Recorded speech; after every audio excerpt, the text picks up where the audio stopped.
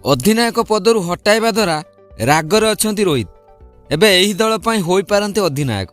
ନମସ୍କାର ଦର୍ଶକ ବନ୍ଧୁ, IPL 2024ର ମିନି ଅକ୍ସନ୍ ଶେଷ ହୋଇସାରିଛି।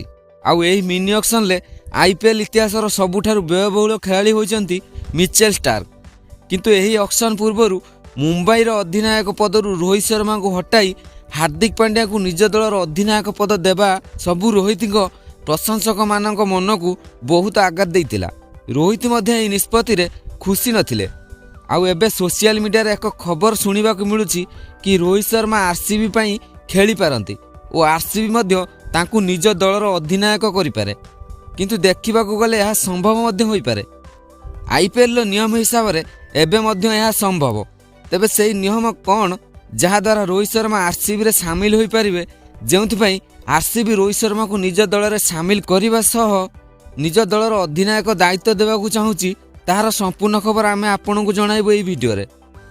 କିନ୍ତୁ ଏହା ପୂର୍ବରୁ ଆପଣମାନେ ଯଦି ରୋହିତ ଶର୍ମାକୁ ଭଲ ପାଉଥିବେ ତାହେଲେ ଦୟାକରି ଭିଡ଼ିଓକୁ ଲାଇକ୍ କରିଦିଅନ୍ତୁ ଏବଂ ରୋହିତ ଶର୍ମା କ'ଣ RCB ପାଇଁ ଖେଳିବା ଉଚିତ, ଦୟାକରି ନିଜର ମତାମତ କମେଣ୍ଟ କରି ଜଣାନ୍ତୁ। ତେବେ ଆସନ୍ତୁ ଜାଣିବା ସମ୍ପୂର୍ଣ୍ଣ ଖବର। ଦର୍ଶକ ବନ୍ଧୁ, IPL ଅକ୍ସନ୍ ପରେ ଏବେ ସବୁ ଦଳର ଖେଳାଳି ତାଲିକା ଆସିସାରିଲାଣି।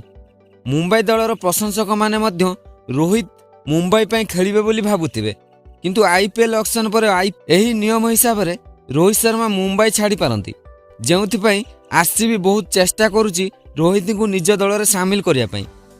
IPLର ନିୟମ ହିସାବରେ ଅକ୍ସନ୍ ପରେ କୌଣସି ବି ଖେଳାଳି ଯଦି ଚାହିଁବେ ଅନ୍ୟ କୌଣସି ଦଳ ପାଇଁ ଖେଳିବାକୁ, ତାହେଲେ ସେହି ଖେଳାଳି ଯେଉଁ ଦଳ ପାଇଁ ଖେଳିବାକୁ ଚାହୁଁଥିବେ ସେହି ଦଳ ତାଙ୍କ ମୂଲ୍ୟର ଖେଳାଳି ଦେଇ ଖେଳାଳିଙ୍କ ଅଦଳ ବଦଳ କରିପାରିବେ।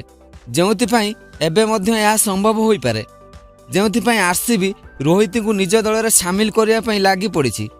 ଥରେ ଚିନ୍ତା କରନ୍ତୁ ତ, RCBର ଅଧିନାୟକ ଫାଫ ଡୁପ୍ଲେସିସ୍, ଆଉ RCB ଚାହିଁବ ଜଣେ ଭାରତୀୟ ପ୍ଲେୟାର ତାହାର ଅଧିନାୟକତ୍ୱ କରୁ ବୋଲି। RCB IPL ଇତିହାସର ସବୁଠାରୁ ଭଲ ଦଳ, କିନ୍ତୁ ଥରେ ହେଲେ IPL ଟ୍ରଫି ହାତେଇ ପାରିନି। ଆଉ ରୋହିତଙ୍କ ପରି ଜଣେ ଅଭିଜ୍ଞ ପ୍ଲେୟାରଙ୍କ ଛଡ଼ା ଆଉ କିଏ RCB ପାଇଁ ଭଲ ହୋଇପାରିବ, ଯିଏକି RCB ଭଳି ମଜବୁତ ଦଳକୁ ଚମ୍ପିଆନ କରାଇପାରିବ। ଆଉ ଏମିତିରେ ବି ରୋହିତ ଶର୍ମା ମୁମ୍ବାଇ ଇଣ୍ଡିଆନ୍ସ ଉପରେ ଖୁସି ନାହାନ୍ତି, କାହିଁକିନା ମୁମ୍ବାଇ ଇଣ୍ଡିଆନ୍ସ ହାର୍ଦ୍ଦିକଙ୍କୁ ଅଧିନାୟକ କରିବା କଥା ରୋହିତଙ୍କୁ ବିଶ୍ୱକପ୍ ବେଳୁ ଜଣାଇ ଦିଆଯାଇଥିଲା ବୋଲି କହିଥିଲା। କିନ୍ତୁ ରୋହିତ ଆଜି ଯାଏଁ ଏହା ଉପରେ କୌଣସି ମନ୍ତବ୍ୟ ଦେଇନାହାନ୍ତି। ଆଉ ହାର୍ଦ୍ଦିକ ଅଧିନାୟକ ହେବା ପରେ ମଧ୍ୟ ହାର୍ଦ୍ଦିକଙ୍କୁ ଅଭିନନ୍ଦନ ମଧ୍ୟ ଜଣାଇ ନାହାନ୍ତି, ଯେଉଁଥିରୁ ରୋହିତ ଶର୍ମା ମୁମ୍ବାଇ ଇଣ୍ଡିଆନ୍ସ ଉପରେ ଖୁସି ନଥିବା କଥା ସ୍ପଷ୍ଟ ଜଣାପଡ଼ୁଛି। ଆଉ ରୋହିତ ମଧ୍ୟ କୌଣସି ମୁହୂର୍ତ୍ତରେ ମୁମ୍ବାଇକୁ ମନା କରିପାରନ୍ତି। RCB ରୋହିତଙ୍କୁ ନିଜ ଦଳରେ ଖେଳିବା ପାଇଁ ଅଫର କଲା ପରେ ମଧ୍ୟ ସେ ଏପର୍ଯ୍ୟନ୍ତ ଚୁପ୍ ଅଛନ୍ତି। ସେ RCBକୁ ମନା ମଧ୍ୟ କରିନାହାନ୍ତି।